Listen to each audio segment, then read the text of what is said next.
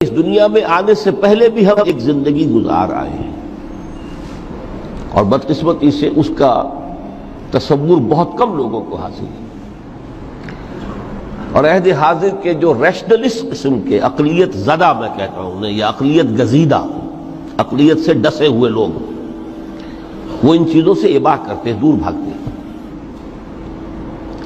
ہماری پہلی تخلیق ہوئی تھی عالم ارواح میں، الارواح جنود مجندہ، لشکروں کے لشکر تھے۔ آدم سے لے کر آخری انسان جو دنیا میں پیدا ہوگا قیامت تک، سب کی ارواح عالم ارواح میں پیدا کر دی گئی۔ وہاں عہد لیا گیا، الست بربکم قالوا بلا، کیا میں تمہارا رب نہیں ہوں، مالک نہیں ہوں؟ ہم سب نے عہد کیا تھا، کیوں نہیں؟ شہید نا، ہم گواہ۔ یہ عہد الست، اور ظاہر بات ہے کہ عہد جو ہوتا ہے جب تک انسان کو اپنی ذات کا شعور نہ ہو، خود شعوری نہ ہو۔ آپ دنیا میں معاہدہ کرتے ہیں تو کہتے ہیں کہ بقائمی ہوش و حواس میں یہ عہد کر رہا ہوں، معاہدہ کر رہا ہوں، تو ظاہر بات ہے کہ اس وقت ہم تھے اور ہوش و حواس کے ساتھ تھے، خود شعوری کے ساتھ تھے، لیکن صرف ارواح تھی، جسد نہیں تھے۔ اور یہی ہے وہ مقام جس کے بارے میں حضور نے سے جب پوچھا گیا کہ متى وجبت لک النبوۃ یا رسول اللہ، اللہ کے رسول آپ کو نبوت کب ملی؟ تو آپ نے فرمایا والآدم بین الماء والطین، ابھی آدم کا حیولہ جو ہے ابھی گارا گوندھ ہی رہا تھا، پانی اور گارے کے درمیان ہی تھے آدم، کہ میں اس وقت بھی نبی تھا۔ عالم خلق کا ابھی آغاز نہیں ہوا، ابھی عالم ارواح میں بھی جو تمام ارواح ہیں وہ اپنی امتیازی شان کے ساتھ ہیں۔ روح محمدی صلی اللہ علیہ وسلم، جس سے اگر نور محمدی کہیں تو غلط نہیں ہے، اس لیے کہ ارواح کا جو مادہ تخلیق ہے وہ نور ہے، جیسے فرشتوں کا مادہ تخلیق نور ہے۔ مسلم شریف میں حضرت عائشہ صدیقہ رضی اللہ تعالی عنہ سے روایت موجود ہے، اللہ نے فرشتوں کو نور سے پیدا کیا۔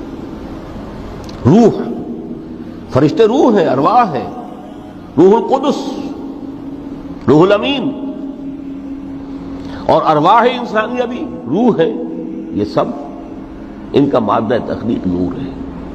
اس وقت ہم پیدا کیے گئے، صرف ارواح کی شکل میں ہم سے عہد لیا گیا اور پھر سلا دیا گیا۔ یہ پہلی موت تھی جو ہم پر وارد ہوئی ہے اس دنیا میں آنے سے پہلے، اس لیے کہ سورہ مومن کی ایک آیت میں فرمایا گیا ہے کہ جہنم میں لوگ جو ہیں فریاد کریں گے، ربنا امتنا اثنتین واحییتنا اثنتین فاعترفنا بذنوبنا فہل الی خروج من سبیل، اے اللہ تو نے ہمیں 2 مرتبہ مارا، 2 مرتبہ زندہ کیا، تو اب 1 مرتبہ اور صحیح، کہ یہاں سے نکلنے کا بھی کوئی راستہ ہے کہ نہیں؟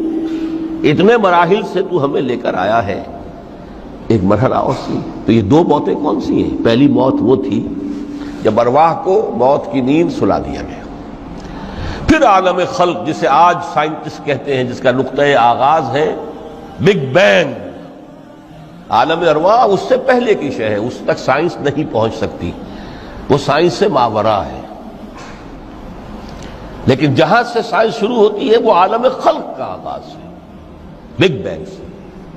وہ پھر مختلف مراحل، تنزل کے مراحل بھی آئے، ارتقاء کا مرحلہ بھی آیا، تفصیل میں جانے کا موقع نہیں ہے۔ بہت سے تنزلات کے مراحل اور بہت سے ارتقاء کے مراحل طے کر کے آدم تیار ہوا ہے۔ حضرت بیدل نے رحمت اللہ علیہ بہت خوبصورت شعر کہا ہے، ہر 2 عالم خاک شد تا بست نقش آدمی، اے بہار نیستی از قدر خود ہوشیار باش۔ یہ پوری جو بھی کائنات کا جو سلسلہ شروع ہوا، بگ بینگ، اور بہت بڑے بڑے جو ناری کرے تھے جن کی کہ حرارت کا جب تذکرہ کرتے ہیں سائنسدان تو trillions and trillions of foreign height, یہ ان کی اس وقت اس کی جو حرارت کا عالم تھا، لیکن پھر وہ ٹھنڈے ہوئے، کچھ اس میں سے کوئی، پھر خاک کی تہ جو ہے زمین کے اس کرے پر آئی، ہر 2 عالم خاک شد، یہاں سے اب آدم کا حیولہ تیار ہوا، تا بست نقش آدمی، اس کے بعد ارتقائی مراحل ہیں، اور پھر آدم کی وہ روح جو کولڈ سٹوریج میں تھی جب وہ لا کر پھونکی گئی ہے، جسد آدم جو ہے وہ مسجود نہیں تھا، مسجود تو تب بنا ہے جبکہ اس میں روح آدم وہ لا کر پھونک دی گئی۔ فَإِذَا سَوَّيْتُهُ وَنَفَخْتُ فِيهِ مِن رُوحِي فَقَعُوا لَهُ سَاجِدِينَ۔ یہاں سے حیات دنیاوی کا آغاز ہو گیا۔ پھر وہ سلسلہ تناسل ہے، آدم اور حوا کی نسل میں سے ہر بچہ 4 ماہ کے بعد جب اس کا ایک حیولہ رحم مادر میں تیار ہو جاتا ہے، حدیث ہے متفق علیہ عبداللہ ابن مسعود سے رضی اللہ تعالی عنہ، اور جس کے اندر آغاز میں وہ کہتے ہیں کہ حضور نے ہمیں یہ بتایا وَهُوَ الصادق المصدوق، دیکھنا تم کہیں شک میں نہ پڑ جانا، محمد کون ہے؟ الصادق المصدوق، جو سچے ہیں، جن کی سچائی کی اللہ گواہی دیتا ہے، کہ رحم مادر میں 40 دن تم نطفے کی شکل میں ہوتے ہو، پھر 40 دن علقہ کی شکل میں ہوتے ہو، پھر 40 دن تو مضغہ کی شکل میں ہوتے ہو، پھر اللہ تعالیٰ فرشتے کو بھیجتا ہے جو اس میں روح پھونکتا ہے۔ وہی عمل جو آدم کے جسد حیولہ کے ساتھ ہوا تھا، ہر ابن آدم اور بنت آدم کے لیے وہی عمل ہے کہ جو رحم مادر میں 4 مہینے کے بعد دہرایا جاتا ہے۔ یہاں سے حیات دنیاوی شروع ہوئی، پھر موت، یہ دوسری موت ہے۔ اب پہلی موت تو وہ تھی، لیکن دوسری موت یہاں سیپریشن ہو جائے گی۔ جو زمین سے آیا تھا تخلیقی مادہ، وہ جسم میں گیا، جسم زمین میں گیا، گل سڑ کر ختم ہوا۔ جو وہاں سے روح آئی تھی وہ اس زمینی وجود کا جو لب لباب ہے، جان، نفس، اس کو لے کر اپنے ساتھ، اور وہ جائے گی عالم بالا۔ پھر یہ ایک وقفہ ہے، پھر بعث بعد الموت ہے۔ تو احیاء بھی 2 ہو گئے، ایک مرتبہ پہلی موت کے بعد زندہ کیا اس عالم میں، آنکھ کھلی اس عالم میں ہماری، یہ پہلا احیاء تھا۔ کیف تکفرون باللہ وکنتم امواتا فاحیاکم ثم یمیتکم ثم یحییکم ثم الیہ ترجعون۔ دوسرا احیاء وہ ہوگا قیامت کے دن، بعث بعد الموت، اور پھر اس کے بعد وہ زندگی ابدی زندگی ہے، ہمیشہ کی۔ یہ تصور سامنے رکھیے۔ تو یہ جو تھوڑا سا وقفہ، یہ تو زندگی بہت طویل ہے۔ تو اسے پیمانہ امروز و فردا سے نناب جاویداں پہم دماں ہر دم جواں ہے زندگی۔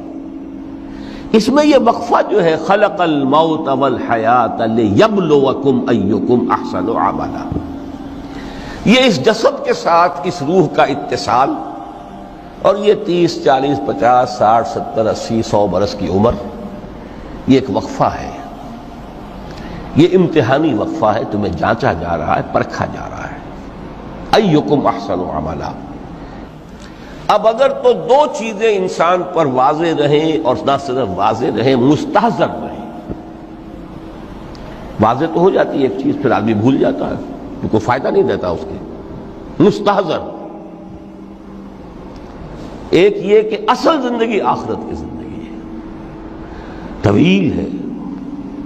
بل تؤثرون الحیات الدنیا والآخرۃ خیر وابقیٰ، کلا بل تحبون العاجلہ وتذرون الآخرہ۔ تم اس عاجلہ کو پسند کرتے ہو، اس دنیا کی زندگی کو تم ترجیح دیتے ہو، جبکہ آخرت ہے جو باقی رہنے والی ہے، ابدی۔ اگر تو یہ معلوم ہو، جیسا کہ سورہ عنکبوت کی آیت کے حوالے سے میں نے آپ کو آیت سنائی کہ وما هذه الحیات الدنیا الا لہو ولعب وان الدار الاخرۃ لہی الحیوان لو کانوا یعلمون۔ اصل زندگی جو ہے وہ آخرت کی زندگی ہے، کاش کہ انہیں معلوم ہوتا۔ ایک حقیقت تو یہ معلوم ہو اور مستحضر رہے